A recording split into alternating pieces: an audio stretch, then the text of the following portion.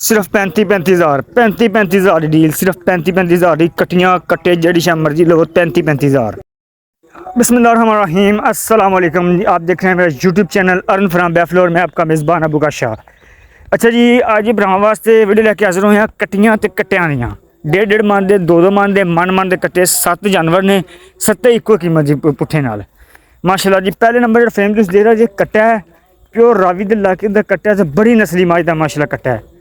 Check करो जी, बड़ा खूबसूरत है। 1.5 तो पौने 2 मन वजन ने, 1.5 मन तकरीबन पक्का वजन है, मतलब कि 60 kg इन्ना वजन है। हाँ जी, 60 तो 65 kg वजन है। बड़ा ही खूबसूरत ब्रीडर माशाल्लाह, अगर कोई लेना चाह रहा है तो बड़ी नस्लदार रावी दा।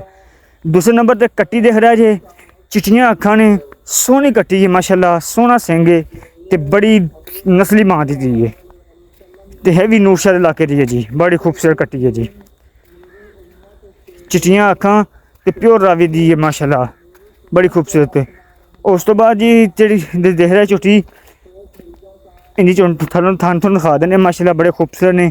चेक करो जी, सोहनिया वंडा वुंडा वाले थान ने माशाल्लाह। तो एक कट्टी है जी, पहले नंबर पर कट्टा है, दूसरे नंबर पर कट्टी है। उस तो बाद जी तीसरे नंबर पर कट्टी तो ये भी कट्टी है।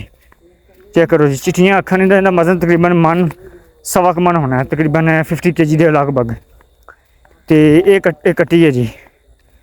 उस तो बाद चौथे नंबर तुम देख रहे जी, ये भी कट्टी है, ये भी प्योर रावी के इलाके की है जी, नूरशाह इलाके की कट्टी है तो बड़ी खूबसूरत है माशाल्लाह। निक्की जी बक्खी है, थोड़ियां लिस्सियां हैगियां ने, भुक्खे दियां मरियां हुई कट्ठियां लईयां ने तो दुद्ध मालकां तो घट ही छड्डिया इन्हां नूं। तो इस वास्ते मतलब कि थोड़ियां लिस्सियां ने, लेकिन है नस्ल जात वालियां। उस तो बाद अगे भी कट्टी है जी। आ जानवर जिन्हें भी तुम देख रहे जी, ये सारे जानवर मतलब कि इहदे 3 कट्टे ने, एक पहले नंबर वाला तो 2 एंड ते तुम दिखावां दे। बकाया सारियां कट्टियां ने, 4 कट्टियां ने, 3 कट्टे ने।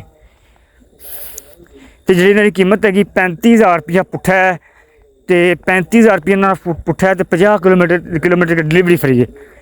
35,000 रुपया